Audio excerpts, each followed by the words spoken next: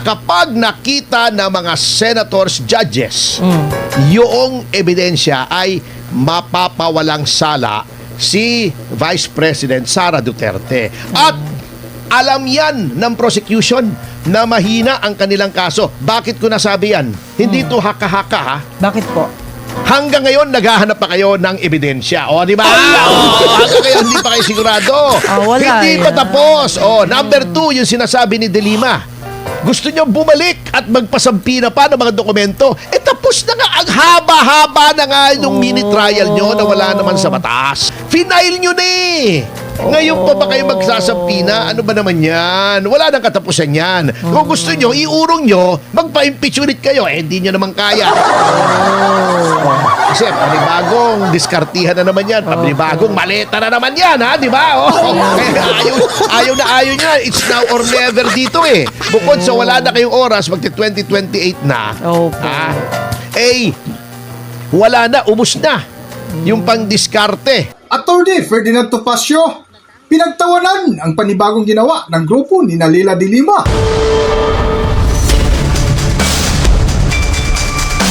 Welcome back to Kaakibat TV. Formal na ngang tinapos ang walang kakwinta-kwintang pre-trial impeachment laban kay VP Sara Duterte na sa halip unahin ang pambansang isyu ng Pilipinas na nakawan sa kontrobersya ng flood control scandal ay inuna pa ang political agenda ng mga politikong galit kay VP Sara Duterte. Sa programa nga ni Atty. Ferdinand Topacio ay isa ito sa kanilang mainit na paksa na kung saan napag-usapan nila ang katatapos lang na pre-trial impeachment laban kay VP Sara Duterte na isa nga sa kanilang napag-usapan ay ang ukol sa deposito ni VP Sara Duterte sa bangko na ginawan ng malaking isyu ng mga kalaban sa politika. Patuloy pa rin ang kontrobersya mula dito sa impeachment kung saan eto napakaganda with the kind permission of our compañero Paulo Panelo na eto magaling tong si Paulo Panelo mana sa kanyang ama, nakasamahan din natin dito sa SMNI. Talaga? Na si Attorney Sal Panelo. Ayun. Yan.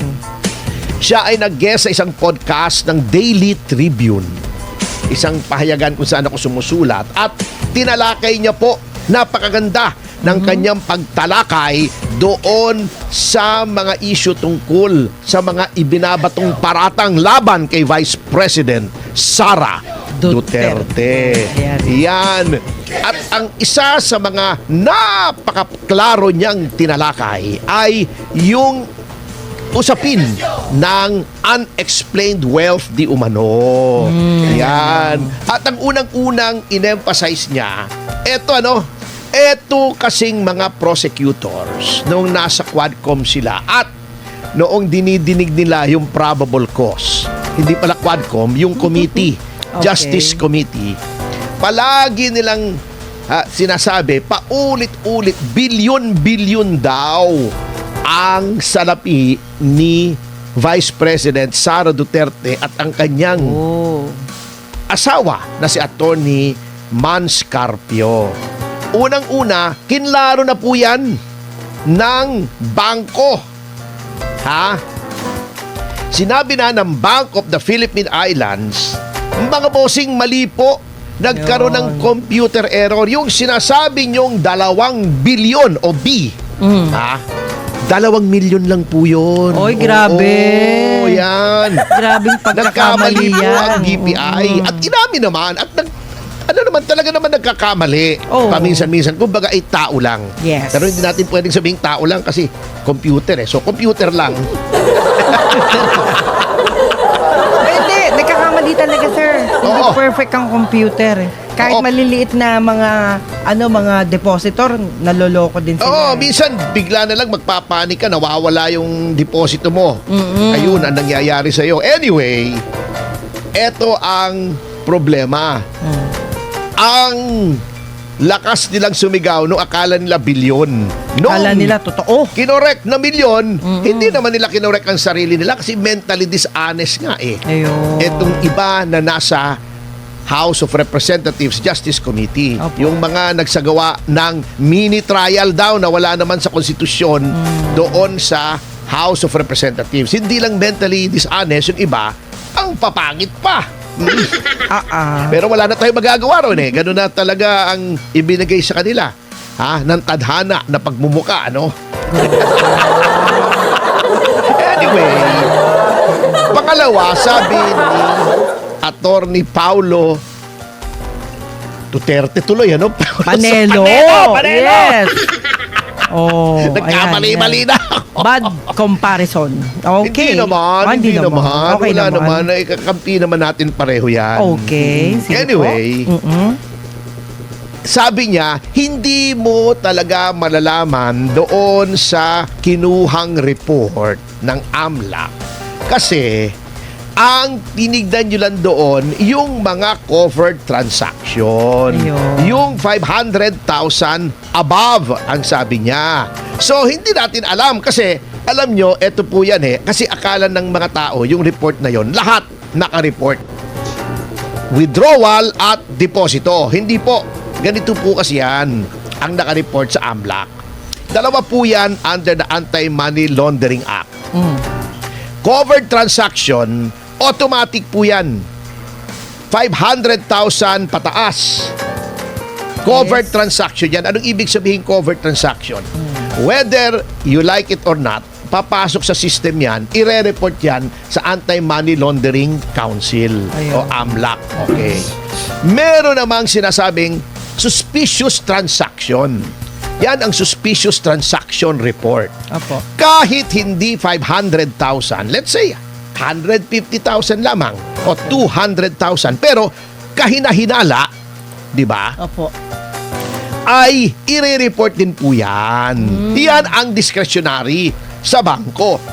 Ang bangko nagdedetermine na, uy, kahina-hinala ito, i-report natin sa AMLAC. Yan. Ngayon, pag hindi covered transaction, okay, at hindi suspicious transaction, hindi po nire-report. O let's say, pumasok 600,000. Okay. Okay. Parang ako, yung bank account noong Borracho Films. Akala mo, ang laki-laki ng papasok, kita, di ba? Opo. Pero hindi mo alam, ikakalat mo yun. May mga bayarin, halimbawa pumasok, let's say na lang 1M. Pagkatapos, unti-unti, kukunin mo yun kasi babayaran mo yung director, babayaran mo yung artista, babayaran mo yung post-production, babayaran mo yung mga utang mong renta ng camera. Yung 1 million, hindi mo alam, ang Maliit natira ng na lang paliit. sa'yo, 250,000 na Ay, lang. ganon. Oo, akala mo, ang yaman ni Ang Atty. laki-laki Tomasio, pala. kumita ng 1 milyon. Hindi po kita yon. Ayun. Yun po ay pasok. So, yung 1 million, covered yun. Covered Okay. transaction yun. Opo. Okay. Yan ay ire-report sa AMLAC. Pero, siyempre, maglalabas ako 100,000 para kay Direk. Tatanong ng bangko, Sir, bakit yung pina-fund transfer? Kasi may utang ako sa direktor. Tinatanong ng bangko pag Opo. nagpa-fund transfer ka Tinatanong. kung anong reason. Opo. Ito yung kontrata. Okay. Bakit mo binibigyan itong taong ito, yung RSVP, ng 150,000? Ay, renta po yan sa camera. Yan, Gamit. nasa yung camera truck, yung mga tao. Kasi, siyempre, pag nagpaparenta yung mga camera rental ng camera, hindi naman mag-isa pupunta yung camera. May mga kasama yun. May kasama May rin tao yun. yun. May tao rin yun. Hindi lamang magdadala, ngunit mag-ooperate. Siyempre, kung ikaw may-ari nun, mahal yun eh. Opo. Siyempre, gusto mo yung sarili mong tao nag-ooperate. Dahil silang nun Sila nakakaalam kung paano yun. Binabayaran din po yun. Cargo rin yun ng producer. So, maglalabas. Magkano yan? 150. Ito po yung resibo. Opo. Ito yung invoice ng RSVP. Hindi na suspicious transaction yon kasi justified. Opo. Hindi siya covered kasi below 500,000. Hindi na marereport sa AMLAC. Ayun. Okay? So, sa records ng AMLAC, ang nakita lamang nila, yung 1 million na pumasok. Yung unang bagsak. Akala, kasi covered transaction yon kaya Ayun. nalaman nila. Yung mga lumabas na siguro 80% ng 1,800,000 ang lumabas Opo. na bayarin, hindi nila nakita yon kasi hindi suspicious transaction, hindi rin covered transaction kasi yung 800 million, utay-utay yun eh. Opo. Akala lang nila pumasok 1 million. Ayun. Kung baga sa box office, ang tawag po doon, gross. Gross income. oo. Hindi neto. Oh. Ang neto yung kita mo. Opo. Halimbawa, yung Mama Sapano, pumasok sa amin 15 million. Okay. Hindi pa kita yon, gross pa lang yon. Bakit? Kasi ang gastos doon 33 million. Oo, wala May pa mga iba. bayarin ka pa. Hindi ka pa bawi, wala ka pang kita roon. Ayun. Kaya kung titignan mo, sasabihin nila, oh, may pumasok sa 15 million. Bakit hindi ka nagbayad ng tax? Abi, teka muna. Ang tax po ay yung net, yung Opo. kinita mo. Paano ka magbabayad ng income tax kung walang income? Wala. Pumasok 15, lumabas 33. Well, hindi income yon, di ba? Ang tawag doon ay lugi. Takilya, pero nakabawi po kami sa Netflix. So, okay na po. Kumita na ng konti. Tayo naman ay hindi naghahangad ng malaking kita sa pelikula. Ang importante yung Mama Sapano ay naririyan yan at ako ang Borracho Films ang may-ari ng rights niyan for 50 years. Opo. At makabuluhang pelikula yan sapagkat dyan inilalatag yung kabayanihan ng 44 na napatay sa Mama Sapano Sa at TAF. yung kapabayaan ng pamahalaan ni Pangulong Aquino. Yan. Ayun. Yun po ang importante sa akin, hindi yung kita. Kasi ang mga tao ngayon, ang mentalidad nila laging pera. Kaya nga nagkakandaloko-loko tayo eh. Oh, di ba? Mm. Mag-ayos ka lang, may pera ka na. Kaya nga, ang sinasabi nitong si Attorney Panelo, bagamat hindi siya kasama Opo. doon sa defense team, ay siya ay abogado ni Vice President Sara Duterte sa mga ilang mga usapin. Opo. At nakita naman po natin kung gaano kahusay nagagampanan ni Attorney Paulo Panelo ang kanyang katungkulan. So, Yun. yan po. Happy 1,000 live viewers po. Maraming salamat po thank sa you. inyong lahat. Oo. Yan. Alam nyo, yan ang sinasabi ko kasi, huwag kayo magpapaniwala doon sa ibang mga house prosecutors na kaya ganito, Agad-agad, ganon, oo. nagja-jump to conclusion. Siyempre, ang ginagawa po kasi nitong mga house prosecutors, sad to say, ay yung playbook o yung ginawa nila na nagawa nila dati kay Chief Justice Corona na pinalabas sila ang daming kinita ng tao. Hindi naman ganon. Labas-pasok eh. Halimbawa, nagpasok ako ng pumasok 500, lumabas 300.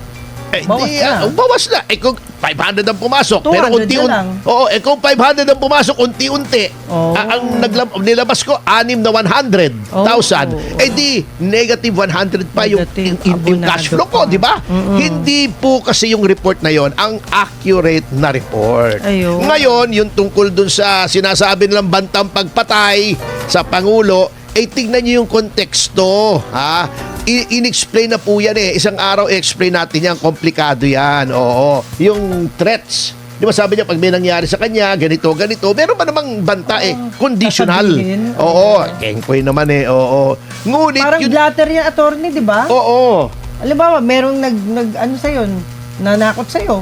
Binlatter mo para alam nila kung sinong titira sa'yo. Oo, yes. Oo, maaring ganun yun. Pwede yun. Protection yun. Pwede yun. Kaya nga, titignan yung konteksto. Opo. Di ba? Mm.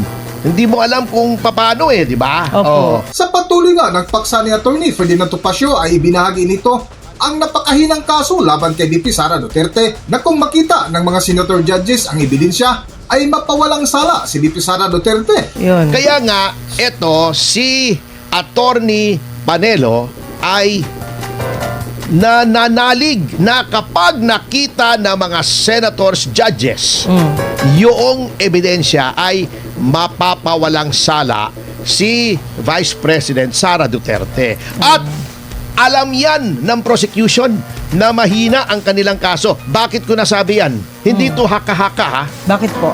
Hindi to haka-haka burn in love. Haka-haka burn in love. Alam niyo yun? Elvis Presley yun. Elvis Presley yun. Okay. Ang ito po kasi ay unang-una, number 1. Okay. Unang-una na, number 1 pa. No? Ang translation eh. No? Ayos yun ah. Okay. Oh, happy 1.1K Wow! live viewers! Thank Maraming you! salamat mga Thank you, kasama. guys! Oo, anyway, babalik tayo rin sa topic. Bakit? Unang-una, humingi sila ng karapatan Opo. o privilege na magbigay ng mga surprise witnesses. Ibig sabihin, ang surprise witnesses to na hindi nakatala doon sa pre-trial brief nila. Kasi ang pre-trial, sasabihin mo, sino-sino bang witnesses mo? That is to prevent surprise dun sa other party. Pero sabi nila, baka makahanap pa kami ng witness o witnesses Ayun. habang naghihiring. Anong konklusyon? Hanggang ngayon, naghahanap pa kayo ng ebidensya. O, di ba? Hanggang ngayon, hindi pa kayo sigurado. Wala Hindi eh. pa tapos. O, number 2, yung sinasabi ni De Lima. Yung magandang babae. Opo. Oo, ha? Na gusto nyo bumalik at magpasampi na pa ng mga dokumento. Tapos na nga. Ang haba-haba na nga yung mini trial nyo na wala naman sa batas. Ngayon, babalik ka. Magpapasampi na ka na naman. Tapos na po. Ha? Madam De Lima, kahit itanong nyo pa kay Jonel, tapos na yung oras para kayo ay magsampi na. Final nyo na eh. Ngayon pa ba kayo magsasampi na? Ano ba naman yan? Wala nang katapusan yan. Kung gusto nyo, iurong nyo, magpa-impeach ulit kayo. Hindi nyo naman kaya. Kasi panibagong diskartihan na naman yan. Panibagong maleta na naman yan, ha? Di ba? Ayaw niya. It's now or never dito eh. Bukod sa wala na kayong oras, magti-2028 na. Opo. Wala na, ubos na. Yung pang-diskarte, ha? Kung alam nyo, ibig naming sabihin. Okay. Iyon ang mga indikasyon. Ha, na talagang wala na sa hulog yung gustong mangyari ng mga prosecutors. Bukod sa wala rin sa hulog ang pagmumukha ng iba sa kanila. Ayan. Mukhang nahulog nga eh. Ha? Mukhang nahulog at nauna yung mukha nung iba. Hindi ko sinasabing sinuwistro, ha? Wala akong sinasabing gano'n, ha? Wala. Hindi ko sinasabing sikapunan, ha? Wala akong sinasabing yun, ha? Kayo, ha? Hindi ko sinasabing si De Lima, ha? Wala akong sinasabing si De Lima yun, ha? Baka magalit na naman kayo sa akin. Yun ang problema. Mahina ang ebidensya. Kaya, Manang Juvie, alam mo kung anong pinipilit nilang gawin. Ano po? Pinipilit nila na dahil daw nakakulong si Jinggoy Estrada at dahil daw nagtatago si Senator De La Rosa, yung 16 daw na nakalagay sa saligang batas, hindi na daw 16 yun, 15 na. Baka pwede pa daw 14. Yung Grabe. 2/3. Yan ang dinidiskarte nila at yan ang bine-brainwash nila ang mga taong bayan sa pamamagitan ng mga propagandist nila na mga abogado daw, pero bias naman, pinipilipit mga barkada ni paring Ben Dalo, na pinipilipit yung nakalagay sa ating saligang batas para masunod yung kanilang kagustuhan sapagkat alam nila na mahihirapan sila sa pagkuha ng 16 votes. Hindi lamang dahil popular si Vice President Sara Duterte, kundi dahil napakanipis ng ebidensya. Kung anong kapal ng pagmumuka ng ilang mga House prosecutors, yun din ang nipis ng ebidensya. Bomalabs yan, bomalabs. Kaya pinipilit nila. Ngunit, tama po ba? Pag-aralan natin Sige po. ang konstitusyon. Nakalagay sa konstitusyon, unang-una, hindi ko nalalagay yung mga article chuchu-chuchu, hindi naman po tayo nagle-lecture ng batas dito. Opo. Baka mabagot kayo sa akin. Unang-una, anong nakalagay sa konstitusyon? Sa article 6. Sabi ko, hindi ako nagsitas Tapos din. nagsitas Hindi ka pa rin. napigil. Okay. Ang Senado ay binubuo ng 24 na miyembro. Miyembro! Yes. Okay. Ayon sa batas, sino-sinong miyembro ng Senado? Yung 12 na na-elect 3 years ago, di ba? Kasi 6 years ang term. Opo. Pinakamaraming boto, pinakamaraming boto at dideklara ng COMELEC, members yun. So 12. Yes. After 3 years, meron na namang ihahalal na 12. Dineklara ng COMELEC, 24. Okay. Kalahati niya nagpapalit every 3 years. Yan ang disenyo okay. ng ating konstitusyon. Ayun, maliwanag yun. Maliwanag. Okay. Anong nakalagay sa yung Articles of Accountability, on Accountability, Article 11, kung hindi Okay. ako nagkakamali. ang isang impeachable official ay mako-convict lamang. I-distinguish nga pala natin, ano? Kasi sabi nila, hindi may impeach. Opo. Na-impeach na si Vice President Sara Duterte. Yun pong pag-transmit ng House sa Senado ng Articles of Impeachment after finding probable cause, kahit gaano kasarsuela yung ginagawa nila roon, ay impeach na po si Vice President Sara Duterte. Okay. Ang kailangan ay ma-convict siya. Kumbaga sa korte, para madali nating maunawaan, kapag ako ay dinemanda, let's say, ng estafa, Okay. o halimbawa, kung ano mang krimen, Okay. at sabi ng piskal, may probable cause, isasampay information sa court, akusado na ako, pero hindi pa ako convicted, lilitisin pa. Ito Opo. yung paglilitis ng Senado sitting as an impeachment court. Okay? Ayun. Sabi ng konstitusyon, ang conviction ay all the members of the Senate. Okay. All the members. Ibig sabihin, 2/3 ng all the members sa 24 ay 16. Ngayon may sinasabi sila, nagtatago si Senator Bato. Ha? Teka muna. Oo, nagtatago siya, hindi siya maka-attend kasi tinatakot nyo hinahabol nyo Sinasabi nyo may warrant, kahit ang opinyon ng marami ay hindi valid yung ICC warrant dito. Yes. Sige, balasubasin nyo na ang soberanya ng Pilipinas para makaharas lang kayo ng kalaban sa politika. Nagtatago. Siya ba ay hindi na miyembro ng Senado? Miyembro pa rin. Miyembro! Si Jinggoy ba ikinulong dahil sa kasong plunder? By the way, bilib po tayo, saludo tayo. Oo, Kay Jinggoy may Estrada. dignidad yan, kahit Hindi paano. nagpatakot, hindi Yes. nagpatinag, hindi umatras. Tama. Alam nyo, lalong lumaki ang paghanga ko kay Jinggoy Jinggoy Estrada. Estrada. Anyway, babalik tayo sa diskusyon. Okay. Okay, sinabi na, suspendido. Kapag ikaw ay suspendido, hindi mo magawa yung mga katungkulan mo bilang senador. Ikaw ba ay tanggal sa pagkasenador? Hindi. Edi 24 pa rin ang member. Yes, 16 oo. pa rin. Matapos nga punahin ni Atty. Ferdinand Topacio na ubos na ang diskarte ng grupo ni Leila de Lima para mapatalsik sa pwesto si VP Sara Duterte, ay pinuna din ni Atty. Ferdy ang ukol sa gustong mangyari ng grupo ni Leila de Lima na tila gustong baguhin ang botohan sa Senado. Para sa buong kwento, narito ating panoorin ang video. Narito ang video.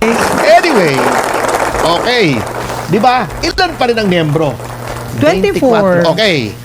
May namatay ba? Wala. Oo, although may mga senador na gusto nung mga ibang tao mamatay na, wag naman po. Wag naman. Kahit busit na kayo Bad sa pagbubuka, halimbawa ni Lacson, wag nyo namang naisi na mamatay. Hindi wag. po tama yun. Bad yun. Wag. Busit na kayo sa pagbubuka ni Rizzo Ontiveros, wag nyo namang naisi Wow. mamatay. Wag Bad po. yun. Hindi po Sige, tama yun. sige. Hindi mga Kristiyano yun. Anyway, Opo. bumalik na tayo rito sa ating diskusyon. Ano? Okay. Oo. Sige, di 24, 16 pa rin. Ang kailangan. Oo, kahit absent. Okay. Ang magkakaroon lang ng bakante ay kung may mamatay, o ma-expel, Yan. o ma-disqualify. Yan. Pero malabong mangyari, halimbawa si Senator Jinggoy, kung siya ay mahahatulan by final judgment, pinal ng plunder, ang isa sa mga parusa roon, auxiliary penalties, ay disqualification, permanent absolute disqualification from holding public office. Ay, la. Pero kailan po mangyayari yon? Next election. Hindi pa. Hindi pa. Hindi pa. Kailangan ma-convict muna siya ng final judgment. Pagkatapos niyang ma-convict sa Sandigan Bayan, iaapila sa Supreme Court. So, hindi may pa apela final. pa. So, wala pa rin siya disqualification. Wala pa rin. Kapag nagdesisyon na ang Korte Suprema na siya ay guilty, Opo. doon lamang papasok yung permanent absolute disqualification. Kailan mangyayari yun? Matagal pa po yun. Marami Because of pang due chance. process. Oh. Si Bato, At sabihin na natin, hindi pumapasok. Kahit sinasabi ni paring Bendalo, si Erwin, na no work, no pay, walang bayad. Pero, miyembro pa rin ng Senado. Ayun. Hindi pa rin natatanggal kahit hindi bayad. Opo. Di ba? Parang tayo. Buhay pa. Broadcaster tayo rito. Wala tayong bayad. Pero, broadcaster pa rin tayo. Di ba? Yo! Hindi matatanggal yung ating Posisyon. yung ating posisyon. Ganun Yun. po yun. Yan. Ngayon, kung sasabihin yung fugitive, etc., chuchu-chuchu, dapat i-expel nyo muna. At ang I-convict makakapag-expel, muna. hindi, other than conviction. Okay. Gusto nyong i-expel. Aha. Yung Committee on Ethics ang maghihiring kung may ground for expulsion. Oh. Ire-report noong Committee on Ethics sa plenary Opo. ng Senado at yung majority pa rin ng Senado ang mag-expel. Proseso pa rin yan. So sa ngayon, ilan ang miyembro ng Senado? 24 pa rin. Walang bakante, walang in-expel, walang namatay, walang nag-resign. Yan. At kung meron bang mamatay, meron bang mag-resign? Oo. Anong rule? Wala pa eh. Wala. Until Kahit proven. mag-research, ako nasira na yung ulo ko eh. Ha? Sabay, dati nang sira ang ulo ko. Ay, grabe Hindi naman. Oo, naghanap ako ng Ah. president kung sa hindi yung quorum ibang Opo. usapan yung quorum. Yung sasabihin lang Avellino versus Cuenco na naman.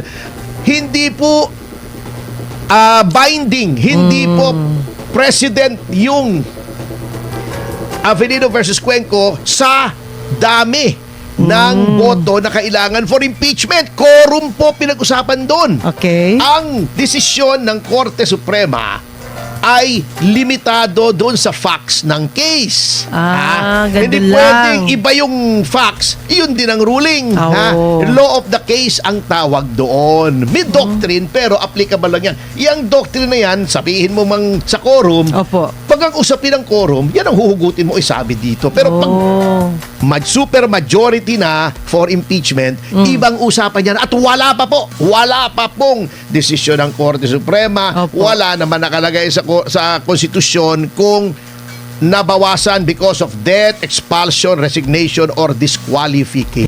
Hanggang dito na lang muna ang ating video at kung nagustuhan nyo, huwag kalimutan mag-subscribe at pindutin nyo na rin ang notification bell para ma-notify kayo sa ating susunod na video. Maraming salamat!